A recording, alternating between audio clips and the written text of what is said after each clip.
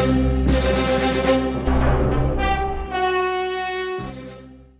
everyone, Soundwave884 here. In this review, we're going to be taking a look at the Transformers G1 Reissue ASTROTRAIN. Now, this guy can be found at your local Walmarts, hopefully. And I'm sure in time he'll be plentiful and packed on your shelf and it will eventually hit the clearance. Now, he retails at around $40, which is actually what the inflation cost of a original G1 ASTROTRAIN from 1985 would cost around. So he's not really that much of a markup per se. He's actually costing about the same amount in today's dollars that he did in 1985 dollars.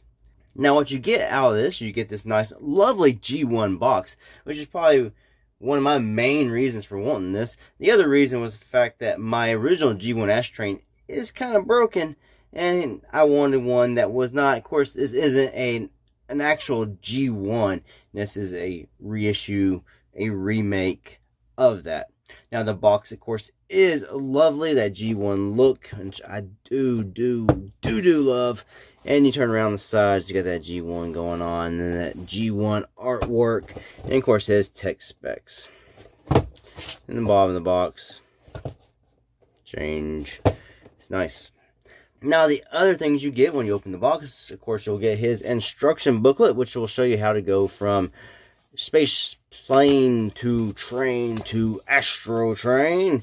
You'll also get his stickers, which I will need to apply, which maybe I should have done before I started this video, but I'm not very good with stickers, and I need to be like, I really need to be taking my time on these suckers to really get them just right. And of course you get his weapon, and you get the ASTROTRAIN figure. Now mine, right out of the box, does have a minor flaw, and that would be the sticker placement that is already applied here on the fin. Not on this side, on this side. Is this, what's that? What's going on?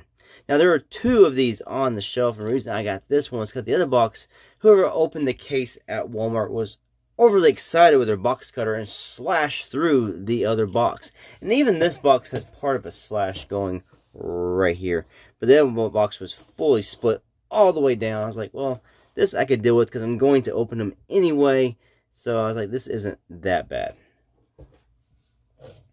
So right off the bat, you take out the box, you notice the heft. He's got the die cast all here in the leg section of the figure, so he is a lot more hefty than what you're accustomed to when you open up a Siege type figure.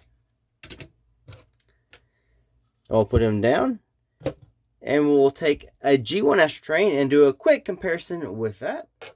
And there he is next to my original G1 ASTROTRAIN. Now the problem, what's broken on my G1 ASTROTRAIN, if you can tell, is this piece here is broken off, so it just kind of sits there. Now, the first thing you can tell right off the bat are the colors. The purple on the G1 reissue is a lot deeper and darker than the original G1 ASTROTRAIN. That is more bright and purpley. Yes, that's the word. This up so you can see how this looks. Now, these colors are not too far off, but the purples are definitely far off on the reissue to the G1.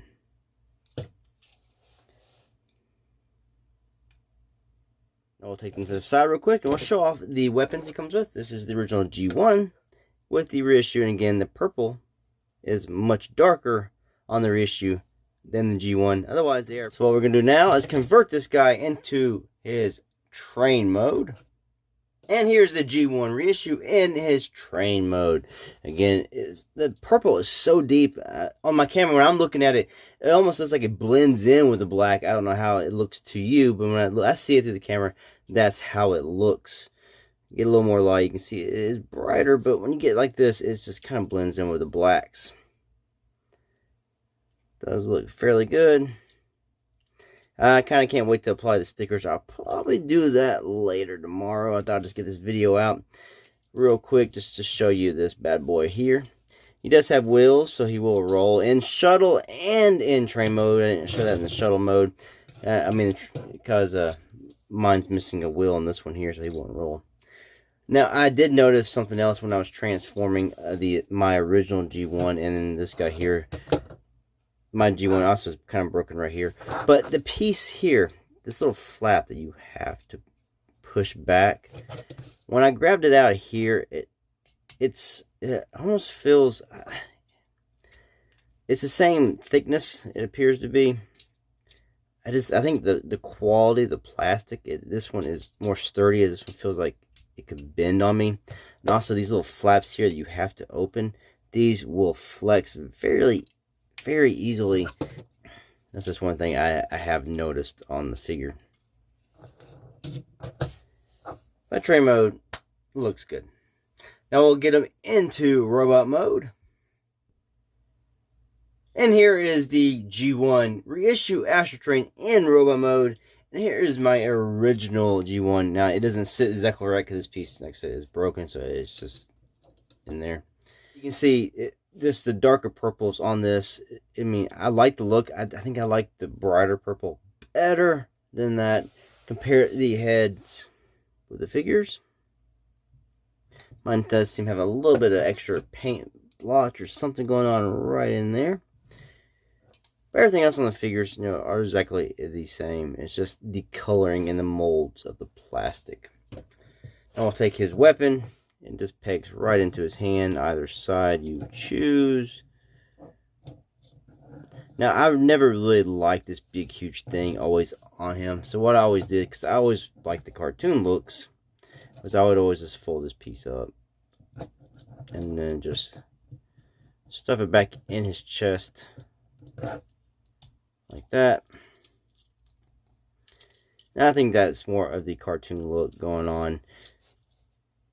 I really like him. I like him that way. It's the way I prefer my ASTROTRAIN. Look around the whole figure. Overall, it's a nice figure. It's good quality. I do like the look of him. ASTROTRAIN's always one of my favorite Decepticons when I was growing up. Only thing about the toy always bugged me. It was a lot different looking than what he looked like in the cartoon. But you know why he looks like that in the cartoon? It's because the original prototype one was more of those colors and had a little bit different head. So that is why he looked the way he does in the cartoon.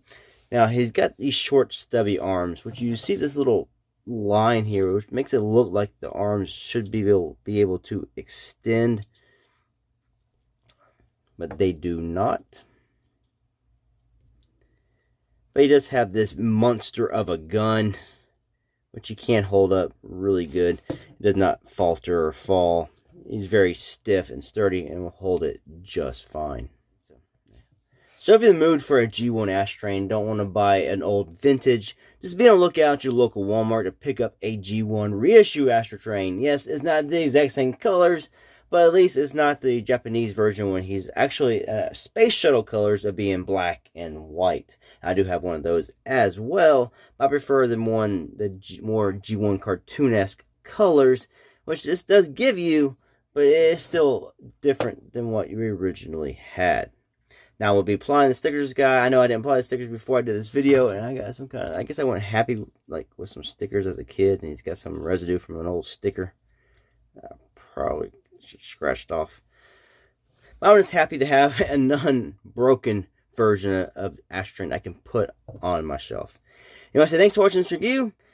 And I know I did not transform this figure in my review. This is where I figured it's G1 ASTROTRAIN. Why waste all the time doing that when I'm just wanting to talk and compare him with the original G1? Anyway, so thanks for watching. Until the next one. Peace out.